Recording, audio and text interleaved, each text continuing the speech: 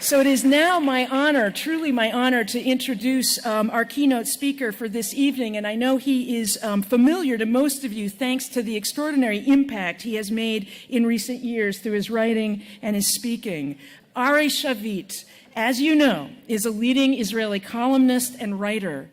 Born in Rehovot, Israel, Shavit served as a paratrooper in the Israel Defense Forces and studied philosophy at Hebrew University in Jerusalem. In the 1980s, he wrote for the progressive weekly Koteret Reshit. In the early 1990s, he was chairperson of the Association for Civil Rights in Israel. And in 1995, he joined Haaretz, where he is now a senior correspondent and a member of the editorial board. He is also a leading commentator on Israeli public television and the author of My Promised Land, The Triumph and Tragedy of Israel. If the lights were on, I would ask how many of you have read the book, and I know hands would go up throughout the room. My Promised Land won the 2013 National Jewish Book Award, as well as, for the first time, the Natan Book Award, selected by judges including esteemed American journalists like Jeffrey Goldberg of The Atlantic and David Brooks of The New York Times. Tom Friedman advised President Obama and Prime Minister Netanyahu to read the book wisely. He spoke on our campus last year, and truly we are privileged to hear him this evening. He is a voice of wisdom in a conversation that desperately needs wisdom. So please join me in welcoming Ari Shavit.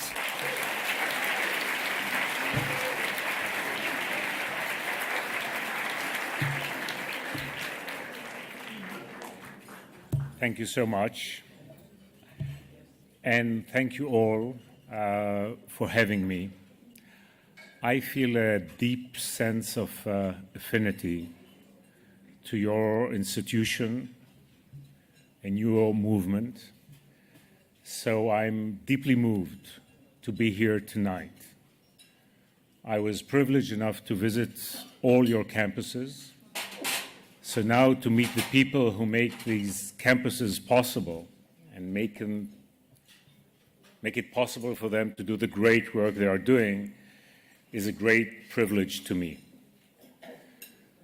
Many years ago, when I was a paratrooper, as just mentioned, I remember the Shabbat when we were in the Judean desert, and our brigadier came to tell us that during this Shabbat, we are all that the Jewish people has between its enemies and Jerusalem.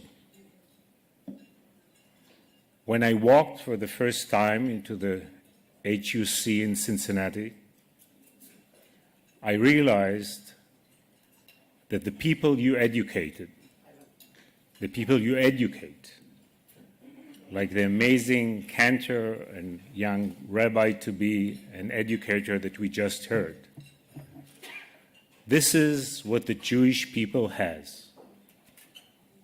This is what we have to guarantee our future. So the work you are doing is such sacred work, and I feel honored and humbled to be here in an evening that is a celebration of this great work. This is a festive evening, so we should talk about festive things. But the Israel I left last night, and if I may say so, the America I landed it this morning, are somewhat troubling. These are troubling days. These are challenging days. So my talk will not be only sweet talk. I will try to combine referring to the greatness, to the light, with referring to the challenges that we all face. In many ways, the country I come from, Israel, is a wonder. when I wrote my book, it was precisely because I was willing to go through the tormented journey of looking at our flaws, even our sins, even our darker parts, that enabled me to see how miraculous Israel is. 10 years before I was born, when the State of Israel was established, and we are to celebrate Yom HaAtzmaut just 3 days from now, we were just over 800,000 people. Today we are 10 times that number. It's an extraordinary achievement. We were barely 6-7% of the Jewish people. Today we are well over 40%, and we will be reaching half of the Jewish people shortly. It's not only numbers. The demography, the fact that Israel is so full of life, that we make so many babies, that we grow more than any other OECD country, tells you how much Israel was needed and how much Israel is a great success story. 5 years before I was born, Israel nearly went bankrupt.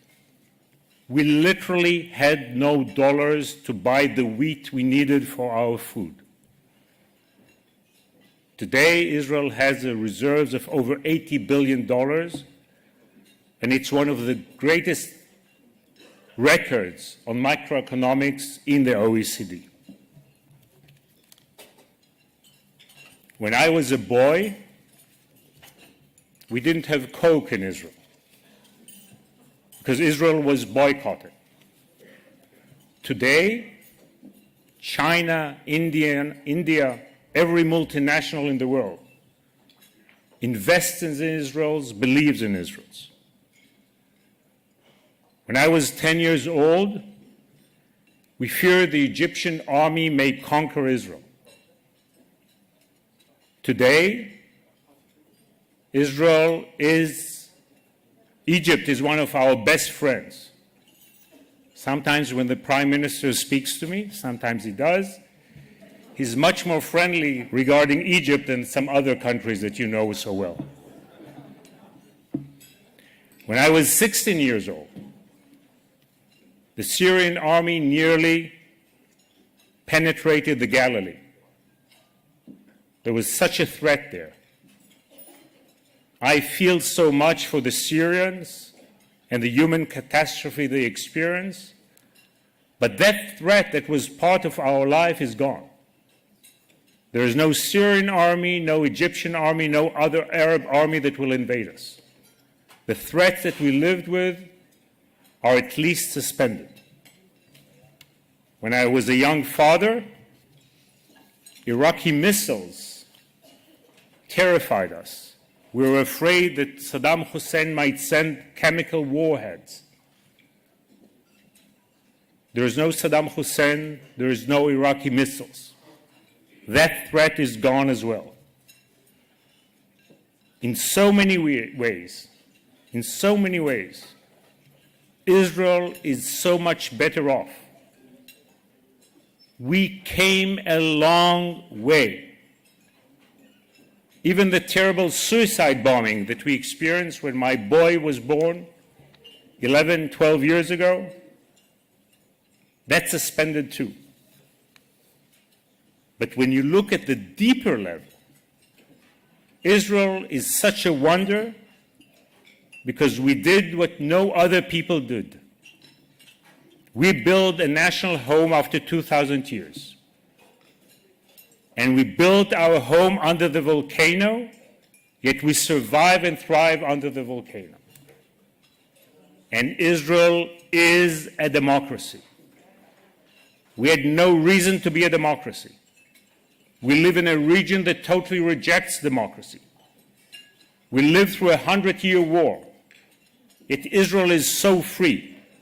It is indeed, with all its flaws and problems, an oasis of liberty. The brilliant diagnosis that the fathers and mothers of Zionism had, the vision, the leadership, the audacity, Israeli exceptionalism, dealing with exceptional problems by bringing about exceptional solutions, had created one of the most amazing human endeavors on the face of this planet. But Israel is not the only wonder of the Jewish people in the last century. You are a wonder too. What was achieved by the great American Jewish community over more than a century, but especially in the last 78 years, is unmatched in Jewish history. I hear that you have an election campaign now. One candidate is a Jew, the other candidate has a Jewish son-in-law, and the third candidate has a Jewish daughter and a Jewish grandson. This never happened before. Whatever you think about each one of these candidates, the fact that Jews were accepted in such a deep way in this country, you did create the perfect diaspora here.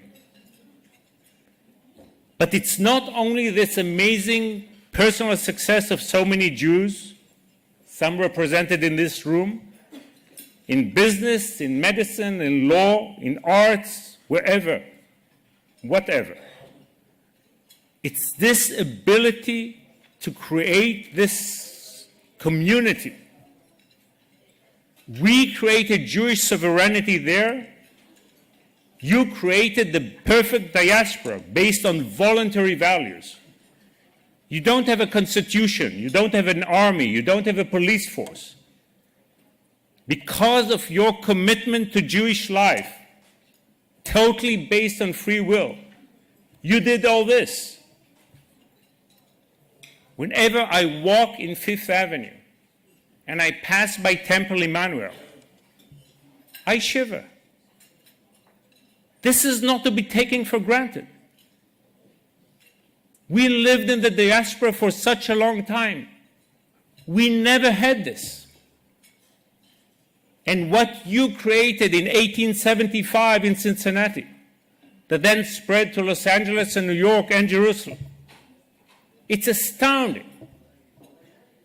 The reason I was so thrilled, so moved, when I walked for the first time into that campus in Cincinnati, when they showed me this menu of this famous dinner that I think had some different items than the one that we are having today. This is astonishing.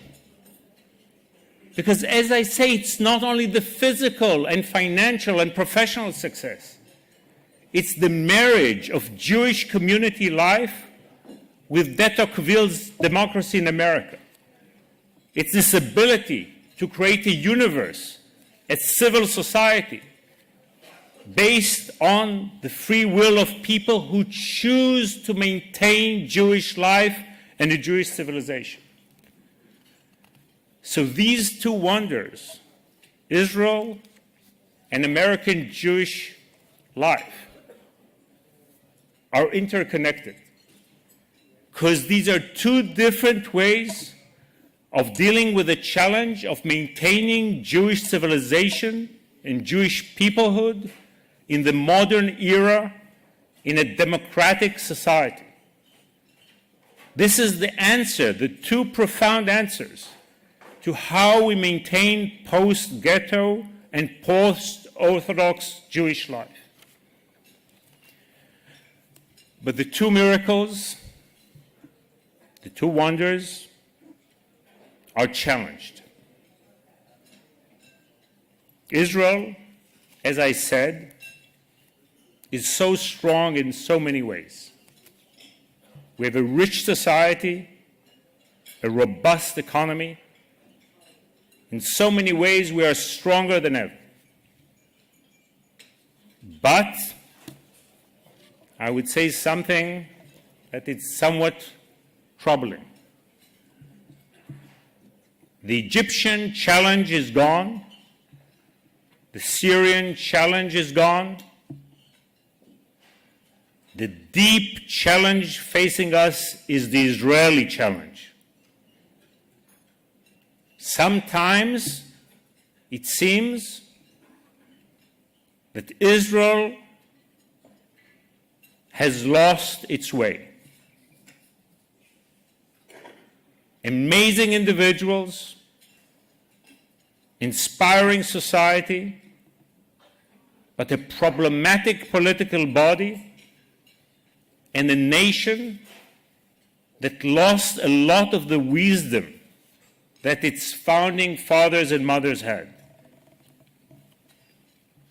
The first challenge Israel faces from within is how do we deal with our neighbors, the Palestinians?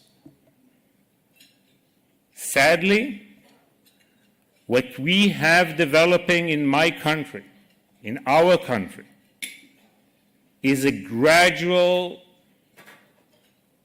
deterioration towards a one-state state. I do not understand this process. The whole point of the Zionist project, and I'm a fanatical Zionist, was to have one country where we have an overwhelming Jewish majority, so we can define ourselves politically as a people within a democratic context. Except for my beloved wife and children and dear friends, there is nothing more sacred for me than the Jewish democratic state. But if we lose the Jewish majority, what will happen?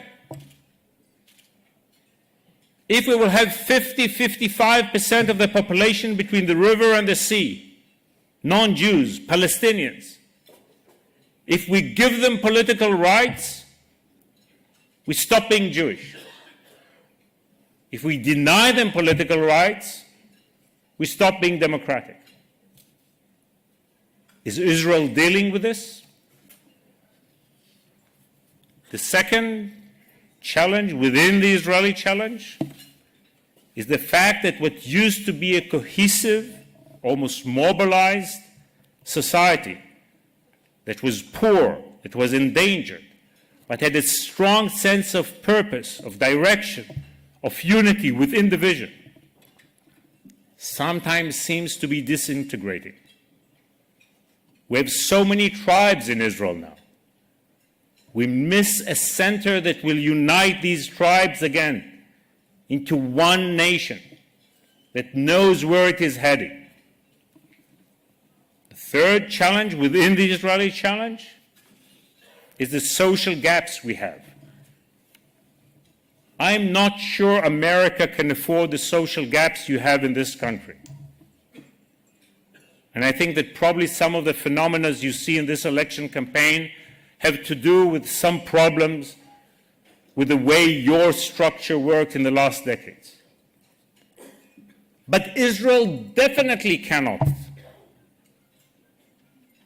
A nation that asks its young people to sacrifice their lives for the nation must provide them with decent housing, decent jobs, a prospect of a decent life. When you came back from World War II, you had the GI Bill.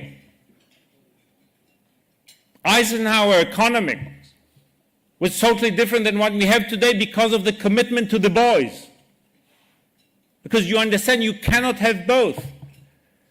We are such a rare democracy. There are only 3-4 democracies in the world that ask their young people to do what we do. If we don't provide them some sense of belonging, we betray them. When we betray them, we betray ourselves. The fourth challenge within this internal Israeli challenge is the complete failure of our political body I'm not into personal politics. So many people are obsessed with Mr. Netanyahu. Before that, they were obsessed with Mr. Peres, with Mr. Barak, with Mr. Sharon. You have to be blind not to see that there is a political malaise in Israel for decades now. Not the question of this guy or that woman. We lost the narrative holding us together. While we have this booming economy, we have a very weak, dysfunctional republic. Our republic was so much more effective when we had nothing than when we are so rich and prosperous. And the fifth challenge that has to do with it, within the Israeli challenge, is the recent attack on Israel's core democratic values. This is not a question of right and left. As you can imagine, I've never been a Likudnik. But every morning I wake up, I miss the Likud. The Likud is gone. Menachem Begin's Likud. Jabotinsky's genius was combining nationalism with liberalism. He understood that as Jews we can have it no other way. When we have a national movement, we must respect the individual and individual rights. Where is Jabotinsky and where is today's Israel? Thank God.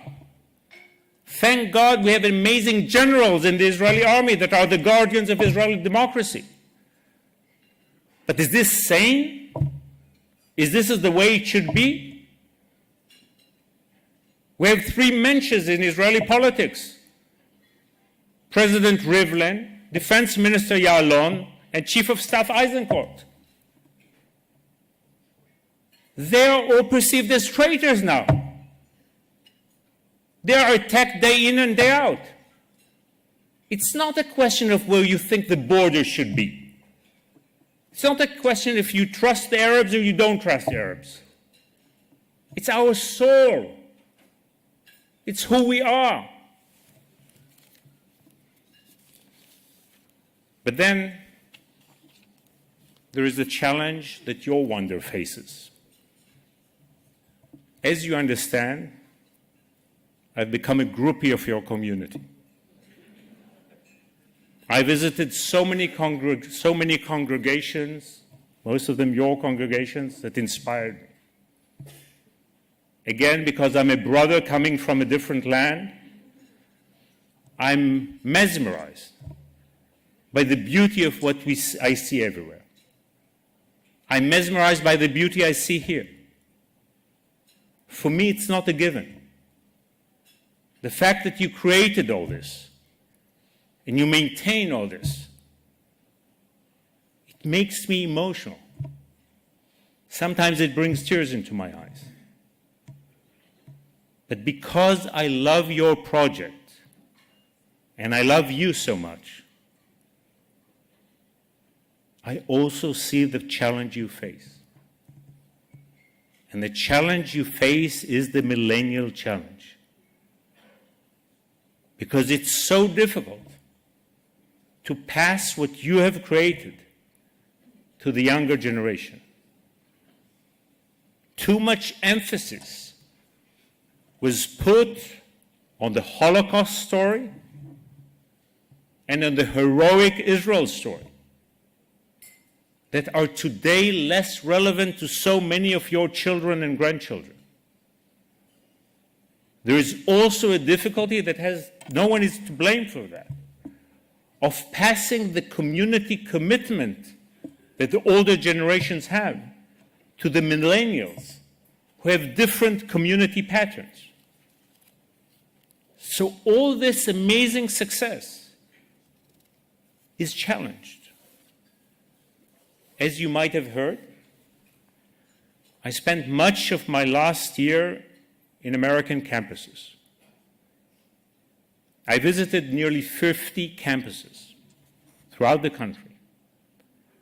But when I come to campuses, I don't lecture, I definitely don't preach. I listen. By now, I've listened to thousands and thousands of your children and grandchildren. Let me tell you, there is so much pain out there. There's so much confusion. People, young people, are looking for the inspiration that they do not find. Everybody talks of BDS. BDS is vicious. Many times BDS is anti-Semitic.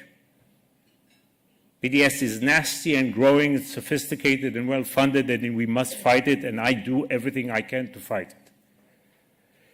BDS is not the problem. BDS exploits the problem. And the problem is our inherent weakness. Because the two real problems are the following. One is the tension between 80–90% of non-Orthodox Jewish youngsters who are progressive and Israel and sometimes the Jewish establishment. These young men and women, whether you like it or not, are Sanders voters.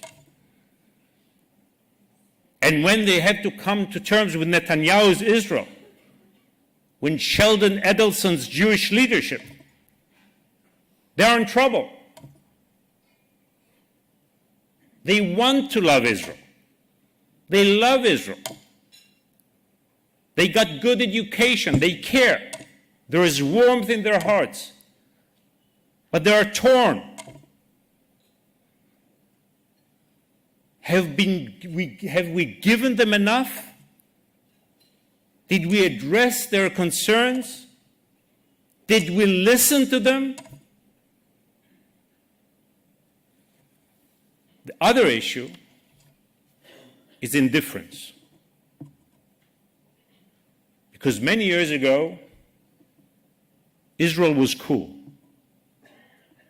Today, every campus I go to, I ask the students, is Israel cool?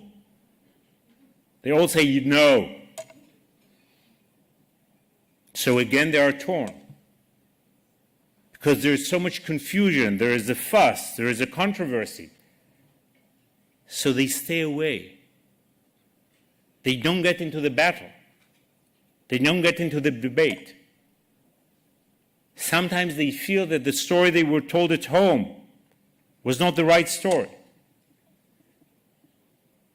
I had young students, male and female, crying, because their identity collapsed when they come to campus, because nothing prepared for them. They were told everything is perfect, and when they hear a different story, a distorted story, they don't have the tools to deal with this. So this is as important as any other issue. From an Israeli perspective, I say that I find myself fighting for the Israeli Air Force of 2040. Because if the mainstream in Princeton and Brown and Stanford will be where it is today, forget about AIPAC of 2040. Forget about help standing by Israel. But I don't have a narrow Israeli point of view. I have a Jewish point of view. I want your communities to thrive. I want your congregations to thrive. What's happening right now is endangering the future of the Jewish nation, just as it is endangering the future of the Jewish diaspora. I am no pessimist. I think we have to look at the challenges as they are, but we should not be desperate, and we should not get into a kind of depressive mood. I believe in Israelis. I believe in Jews. I believe in our people. That if we are to address all these challenges, We cannot stick only to the physical success, whether it's the Israeli army, the success of the Shabak and the IDF, or whether it's its great organization success of American Jewry. We have to understand that we have to speak to the hearts of young people there and here. We have to find the new vocabulary, the new vision, the new ideas. Just as the amazing success of Zionism and the amazing success of your community was based on a brilliant diagnosis, on a vision, on leadership, on audacity, on a kind of an exceptionalism of dealing with exceptional challenges with exceptional solutions. This is what we need today. We must transform Israel. We must make Israel a truly democratic Jewish nation. We need a kind of pluralistic union in Israel that respects individuals and respects minorities while recreating the spirit of a united nation, fighting for itself, knowing it's surrounded by enemies, knowing that if we are not powerful, we will not survive for a day. But power alone is not enough. We need justice on our side. We are Jews. We need a moral dimension. At the same time, we need something similar here.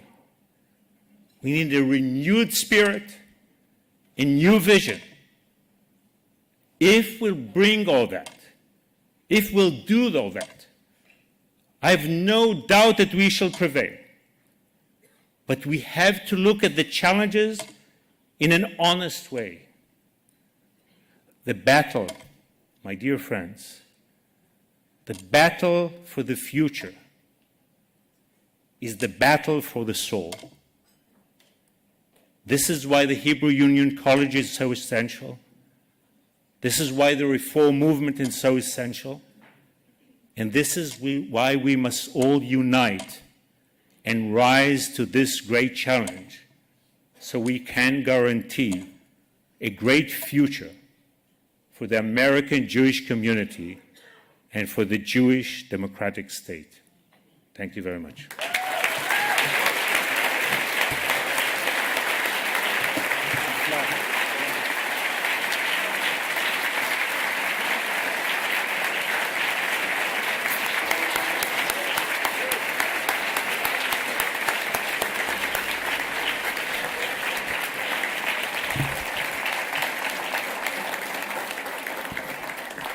To hear the incredible comments of Ari Shavit this evening is to be reminded that there is so much more work to do, and to know that every day our students, our faculty, all of those connected with the Hebrew Union College Jewish Institute of Religion are doing that critical work and bringing together, being a bridge between North America and Israel and making those communities grow in beautiful and exciting ways.